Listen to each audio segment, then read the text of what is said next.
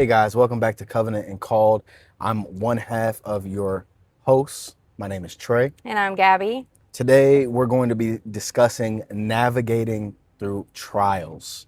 Now, this is going to be an important topic. We'll probably share a brief one or two testimonies. Hopefully that it can speak to your situation. It may not be the same circumstance, but again, testimony just means do it again. So if we were able to see breakthrough in one area or with one situation, just testifying, we're pretty much speaking over your life that God will also see you through whatever trial or whatever tribulation, whatever test you and your significant other may be facing together. This speaks to our earlier days before marriage. And I think that this is a super important one.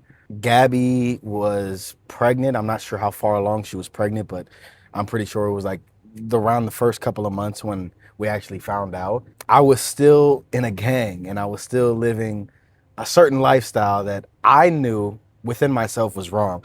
We'd already started going to church, and I think the conviction had really, it began to settle in. I was faced with an ultimatum, both in the spirit, but also physically, because Gabby said it's either going to be me or your gang. I ultimately decided to go with Gabby, but through that whole that trial and error process, I was still trying to suppress a lot of what I was dealing with. So I was going to have to get rid of smoking. I was going to have to get rid of drinking. And so I did my very best to try and hide that.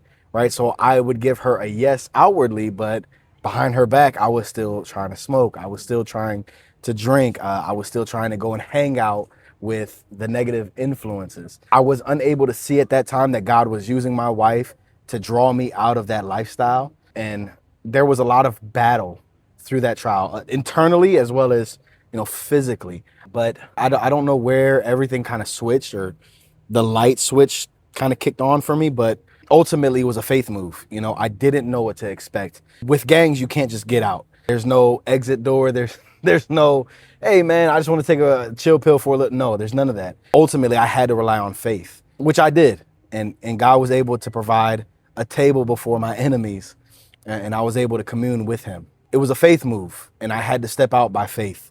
So I wasn't able to see the end. I wasn't able to see what the result was going to be like. I didn't even know what it was going to feel like. And a lot of fear. I think I was dealing with a lot of fear, a lot of anxiety, but God was able to take my brokenness and mend it very well. And so our relationship began to strengthen a lot more. I think even inside of that trial, because that was my first big step, I want to say, as a man. I think I was 19, no, 20. How old was I when Jaden was born? When Jaden was born, 20.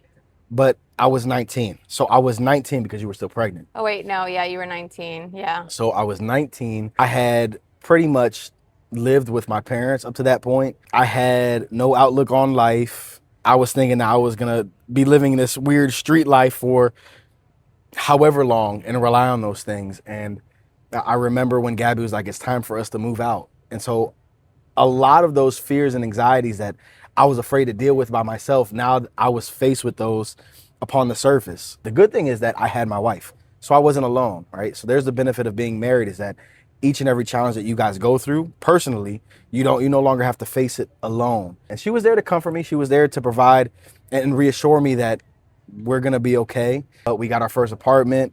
We ended up leaving my parents' house. These huge steps, right? So me leaving the life that I had once lived, stepping out, getting our new apartment, holding down several 9-to-5 jobs. Yeah. I was stepping into a world that I was so unfamiliar with, so uncomfortable with, but I had a partner to hold my hand through it all, as well as God. Even if you're not married, I think it's so important to, when you're looking at someone that you can potentially marry, right?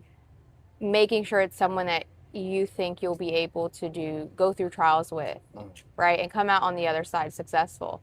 Because like you said, I was kind of like the help in those situations, right? I helped us push, but imagine if you had two people who just are not, neither of them want to push each other. Yeah. And so you both just remain Stagnant. down. Yeah, you remain on the ground and no help. And then I think there's a lot of trials that couples face that if you're not able to work through them together, it could ultimately tear your marriage apart. One of the high divorce rates have to do with money, right?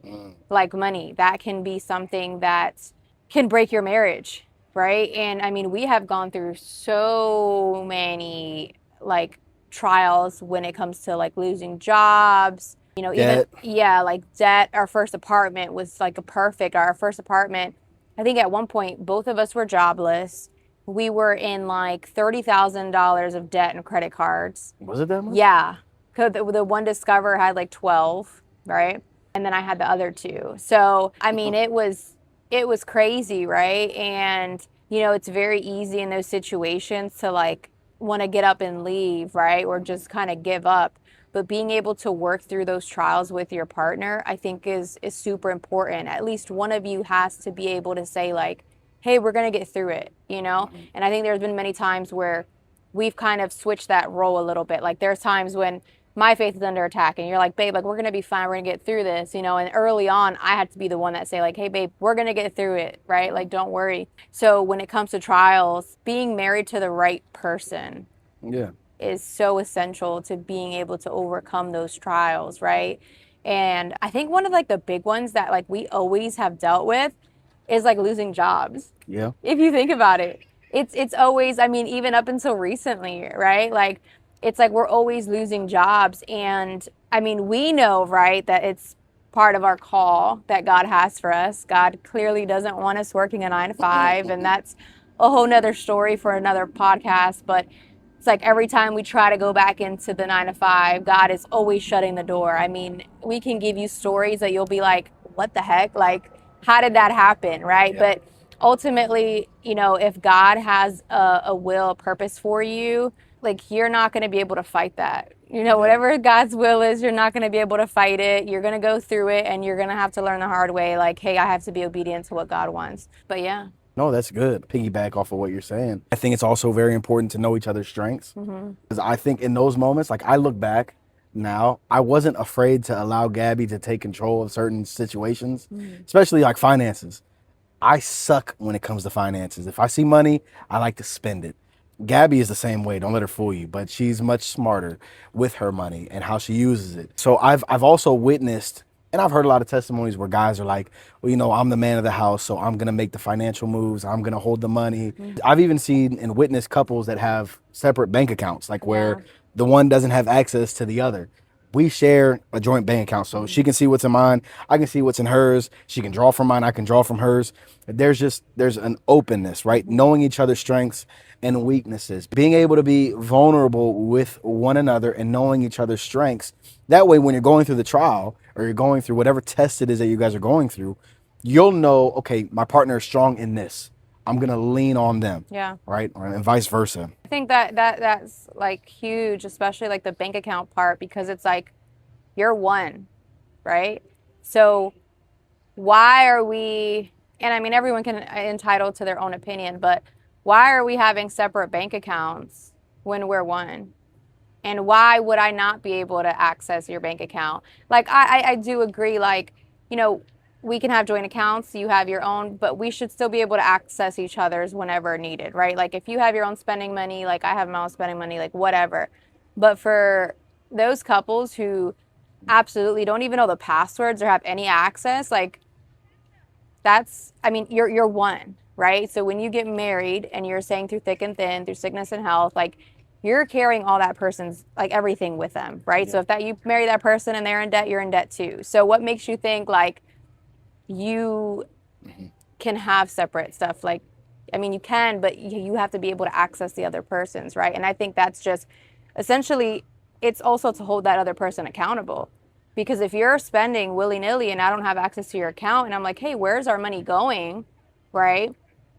That can cause issues. And I think that goes back to why, you know, they say the highest divorce rate is because of money issues. I think that's a perfect example. Like, yeah, you could be married to somebody for 5 years and say, hey, where is all this money going? And you've never had access to that person. And then you find out, hey, they've been spending on this and this, and they've built this whole life that you don't even know about. Like, it's like stories like that that can be prevented from the jump. You know, I think you're supposed to trust your partner, right? When you say I do. So being able to give each other that access to be on the same page and manage your finances together. You know, even if one is not strong in that area, if they give it to you, you still should be able to communicate that with the other, right? Like, you know, in our situation, like I'm the budget person. I have like everything that needs to be paid and I'm making sure everything's getting paid. But that doesn't mean that I'm just making a decision, right? If I go to make a big purchase or something, I'm always saying like, hey, Trey, I want to book this vacation. What do you think? Or, Trey, I think, we should do this. Like, what do you think? Like, I'm still asking for his opinion and asking him like, hey, babe, what should we do? And I think that's super important to not try to dominate the other person, whether man or woman. I don't really think it matters. I think you guys need to be on the same page with finances, and that'll set you up, to be able to navigate trials, especially the trials when it comes to like money issues, losing jobs, debt, all that kind of stuff. Yeah. I think this plays into, there's a very lovely woman of God who is just filled with the Holy Spirit, Pastor Leslie, and she touched on this aspect of how trees on the outside, so you may see a cluster of trees and these two trees sitting next to each other, but you don't see below the soil and the dirt, the roots are intertwined. So there is a connection, right? So in order for a tree to grow strong and prosperous, it's planted by some area of water. There's water under the ground, but the roots are also connected. That way, if one tree lacks in one area, the other tree is able to give to that tree through its roots, right? And ultimately, that's how it needs to be in marriage. And I think you should ask these questions yourself. If you're courting someone and you're in a relationship or you're in the process of making the big decision, like, hey, do I want to marry this person? You need to ask these questions.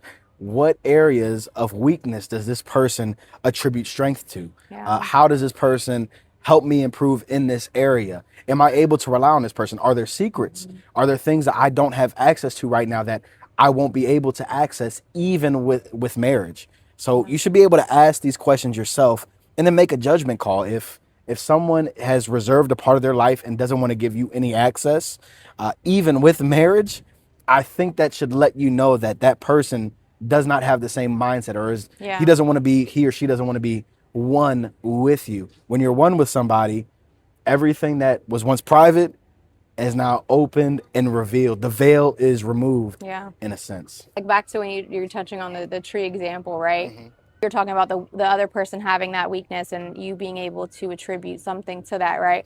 I think it goes back to how, and this is good, we're talking about trials, being able to understand that it's not always going to be 50-50, right? Because there are times when if I'm on 10%, like I need you to fill in that gap and be at 90, and vice versa. Like if you're on 10% because of whatever you're going through, a season of discouragement or whatever it is, like I have to be able to pick up that gap and go to 90 and fill in those spaces, right? And be able to encourage you and pick you up when you're down. Like it's not always 50-50.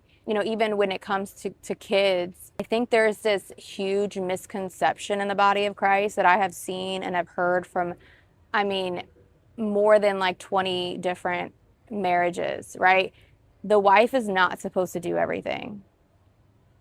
There's nowhere in the Bible that says that. Like we're a marriage, but we expect the wife to do the cooking, the wife to do the cleaning, the wife to be watching the kids, while some men are sitting there playing video games, right? Or outside playing whatever they want to play. We've never ever like believed in that, and that's not how it's supposed to be.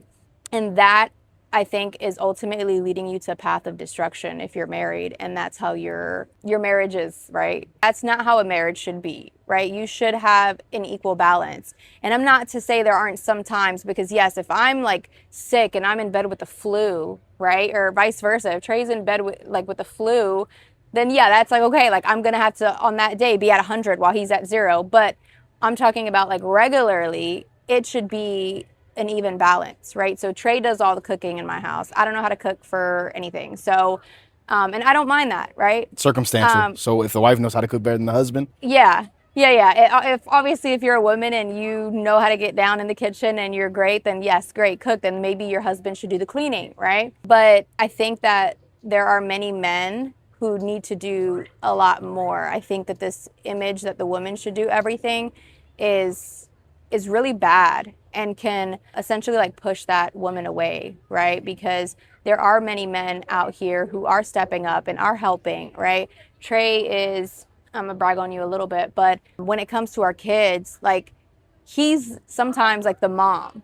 And I say that because like he's super, super nitpicky when it comes to like their teeth being brushed, right? Like he wants to make sure they're brushed a certain way. He wants to make sure they're using mouthwash and floss and all this stuff that I'll be honest, sometimes I'm in a rush and I'm just like, brush your teeth and hurry up and let's go. But Trey's like, no, like he needs to make sure that it's done correctly. Same thing when they're like showering, like he makes sure like they have everything and stuff. But like you don't really hear of that, right? I've been around many women who have complained about, you know, their husband's not doing enough, or if like you're in a situation where you're just giving birth and your husband is not waking up at night to change any of the diapers. So this is for the women who don't have kids and you're not married, right? Make sure you think about that before you get into marriage. Because if you are marrying someone who's lazy and who already doesn't want to do anything, you cannot safely say that that person's going to be a good dad and he's not like that he's going to help you with stuff. You know what I mean?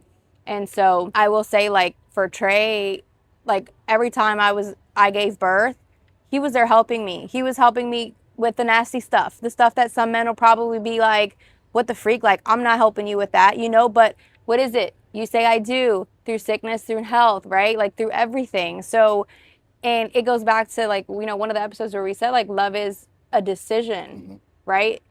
Do you think Trey wanted to clean up my mess? No, he didn't. But it's a decision. Like you're making that decision to love your partner and help them when they're weak and when they can't. So I know that's a little bit of a rant, but I feel very strongly on the fact that husbands and wives should be equally putting in to a marriage, and it shouldn't be just one putting in everything and the other not.